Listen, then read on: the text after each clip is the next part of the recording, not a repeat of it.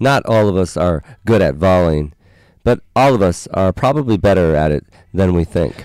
However, with juniors and especially young children, it is more of an issue with their hand strength.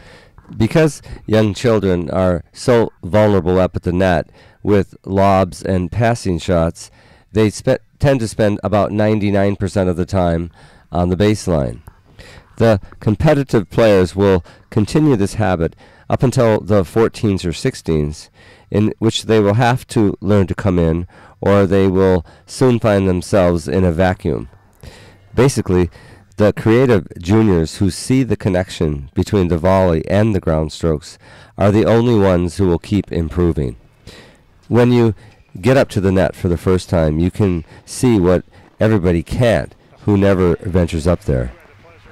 And once you're at the net, it's all about creative energy.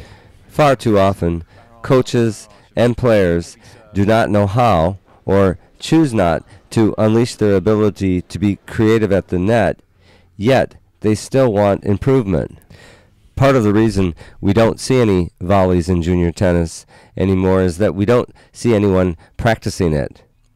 The volley is so dynamic that a lot of coaches don't know how to teach it. In the old days, it wasn't uncommon for players to pick up the racket for the first time around age 12. The advantage to this was they were able to learn the volley right away. For 8 and 10 and under tennis, the quick start format is an excellent venue to introduce young children to the volley. The modified court and balls allow the players to feel comfortable experimenting with the volley. However, today we're starting children much younger, and there's a big difference between the hand strength of a 6-year-old and a 12-year-old. Because the volley requires the most grip strength, it's the hardest shot for young players to learn. I'm amazed at some of the top juniors I've worked with that have never practiced or even heard of the drop volley, the lob volley, or even a half volley. And then there are variations to the volley, like the shoulder high volley, the low volley, and the ball hit right at you, or the reflex volley.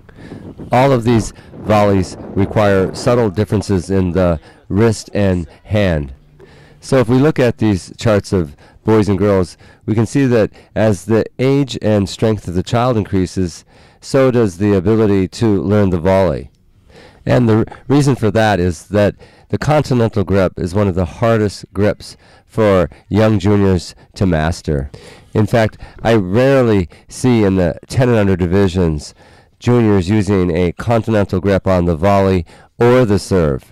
And it's just a fact that they don't have the grip strength.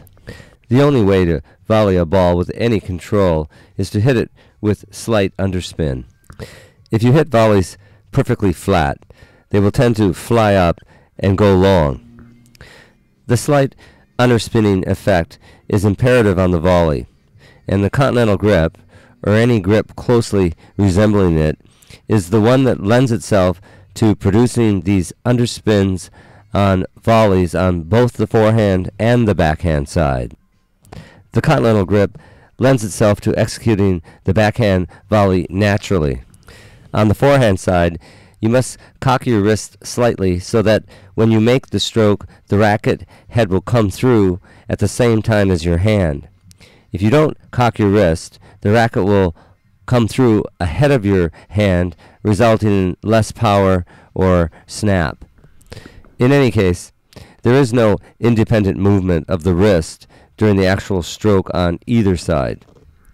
Arm, wrist, and racket head should come through in front of your body simultaneously as one unit.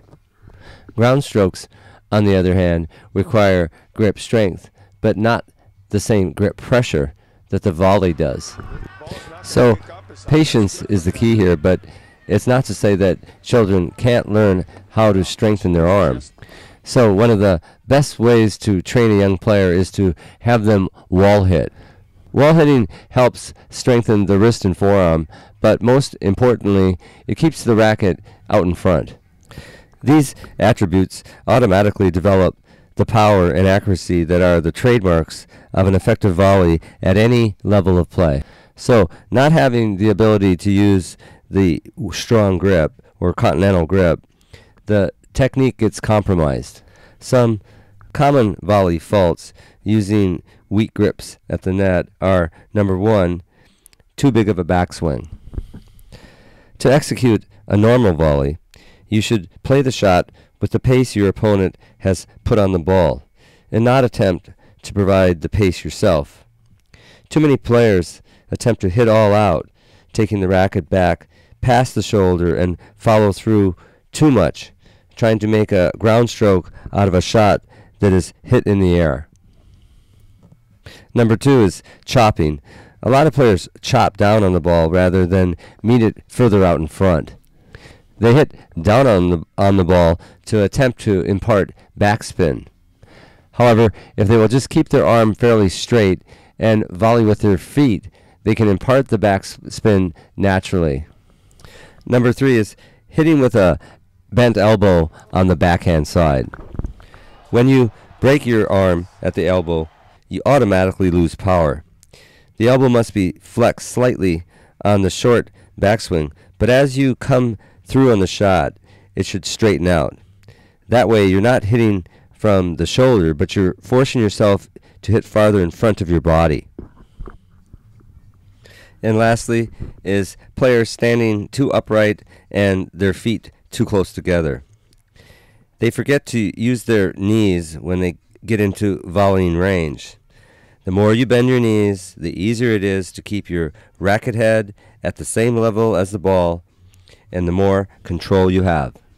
In our next video, we'll take a closer look at grip pressure versus grip strength.